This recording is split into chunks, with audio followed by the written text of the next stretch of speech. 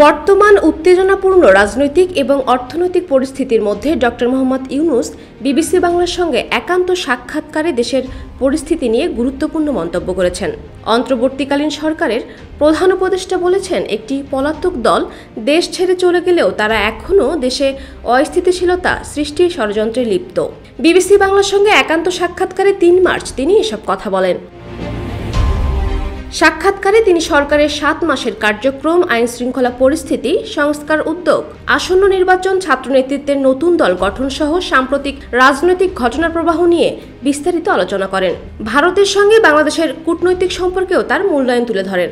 অস্থিতিশীলতার পেছনে কারা এমন প্রশ্নের জবাবে অধ্যাপক ইউনূস সরাসরি কোনো দলের নাম না নিলেও ইঙ্গিত দেন যে একটি দল রাজনৈতিক উত্তেজনা সৃষ্টি করে জনমনে বিভ্রান্তি ছড়াচ্ছে। তারা বিভিন্ন সভা সমাবেশে উত্তেজক বক্তব্য দিচ্ছে, যা আইন শৃঙ্খলার জন্য হুমকি হয়ে উঠছে। দেশ জুড়ে তোলপাড় ওয়ালটন ফ্রিজ কিনে আপনিও হয়ে যেতে পারেন মিলেনিয়ার। সম্প্রতি সেনাপ্রধান জেনারেল ওয়াকারুজ্জামান জাতিকে ঐক্যবদ্ধ থাকার আহ্বান জানিয়ে বলেন, নিজেদের মধ্যে বিভেদ না মিটালে দেশের স্বাধীনতা সার্বভৌমত্ব হুমকির মুখে পড়বে। এ প্রসঙ্গে প্রধান উপদেষ্টা বলেন, এই ধরনের হুমকি সবসময়ই থাকে। একটি পলাতক দল দেশ ছেড়ে চলে গেলেও তারা এখনও অস্থিতিশীল পরিস্থিতি তৈরি করতে তৎপর। হুমকির উৎস সম্পর্কে জানতে চাইলে তিনি বলেন, এটি স্পষ্ট, তারা বিভিন্ন মাধ্যমে নিজেদের অবস্থান স্পষ্ট করছে, বক্তৃতা দিচ্ছে, মানুষকে উত্তেজিত করছে, যা আমরা প্রতিনিয়ত দেখছি।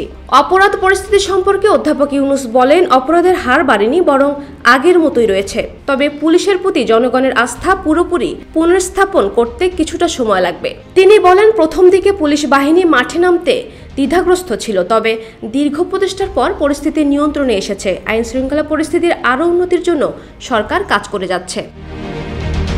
সংলাপ ও সংস্কার প্রসঙ্গে প্রধান উপদেষ্টা বলেন, আমরা চেয়েছিলাম সংলাপ দ্রুত শুরু করতে, কিন্তু বাস্তবতা আমাদের বিলম্বিত করেছে। ইতিমধ্যে বেশ কয়েকটি সংস্কার কমিশন গঠন করা হয়েছে, তবে নির্ধারিত 90 দিনের মধ্যে তারা রিপোর্ট দিতে পারেনি। তারা সামান্য সময় বাড়ানোর অনুরোধ করেছে, যা অস্বাভাবিক নয়। এছাড়া ডক্টর ইউনূস নিশ্চিত করেন, রাজনৈতিক দলগুলোর চাহিদা অনুযায়ী নির্বাচন আয়োজন করা হবে। তবে আওয়ামী লীগের নির্বাচনে অংশগ্রহণ নিয়ে বিতর্ক সম্পর্কে তিনি বলেন, আমার অবস্থান বরাবর স্পষ্ট। আমরা সবাই এই দেশের নাগরিক, আমাদের সমান অধিকার রয়েছে, কারো রাজনৈতিক অধিকার কেড়ে নেওয়া যাবে না। তবে যারা অন্যায় করেছে তাদের অবশ্যই বিচারের মুখোমুখি হতে হবে। তিনি আরও বলেন, গণতন্ত্রের বিকাশে স্বচ্ছ নির্বাচন অপরিহার্য।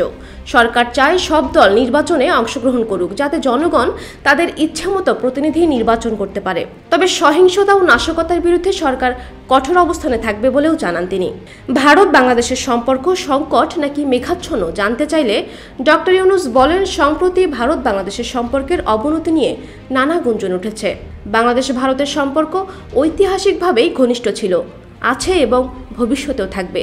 কিছু ভুল বোঝাবুঝি এবং অপপ্রচার পরিস্থিতিকে কিছুটা জটিল করেছে, তবে এটি কেবল ক্ষণস্থায়ী।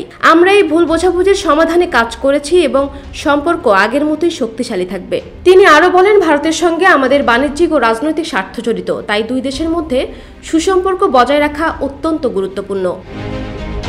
7 মাস আগে দেশের অর্থনীতি এক কঠিন অবস্থার মধ্যে দিয়ে যাচ্ছিল, তবে সরকারের নীতিমালার কারণে ধীরে ধীরে স্থিতিশীলতা ফিরে আসছে উল্লেখ করে প্রধান উপদেষ্টা বলেন, আমরা এমন কিছু অর্থনৈতিক সংস্কার বাস্তবায়ন করছি যা দীর্ঘমেয়াদে দেশের অর্থনীতিকে আরও শক্তিশালী করবে। কর্মসংস্থান বৃদ্ধি, বৈদেশিক বিনিয়োগ আকর্ষণ এবং দ্রব্যমূল্য নিয়ন্ত্রণে রাখার জন্য আমরা বিভিন্ন পদক্ষেপ নিয়েছি। সাক্ষাৎকারের শেষ পর্যায়ে অধ্যাপক ইউনূস দেশবাসীর উদ্দেশ্যে বলেন, দেশের উন্নয়নের জন্য ঐক্যবদ্ধ প্রচেষ্টা প্রয়োজন। রাজনৈতিক বিভেদ থাকলে কেউই উপকৃত হবে না। সরকার জনগণের কল্যাণে কাজ করছে, তবে জনগণের সহযোগিতাও সমানভাবে গুরুত্বপূর্ণ। তিনি জোর দিয়ে বলেন, শান্তি ও স্থিতিশীলতা নিশ্চিত করতে আইন শৃঙ্খলা রক্ষা, কার্যকর রাজনৈতিক সংলাপ এবং অর্থনৈতিক পুনরুদ্ধার অপরিহার্য। দেশকে এগিয়ে নিতে সবাইকে একসঙ্গে কাজ করতে হবে।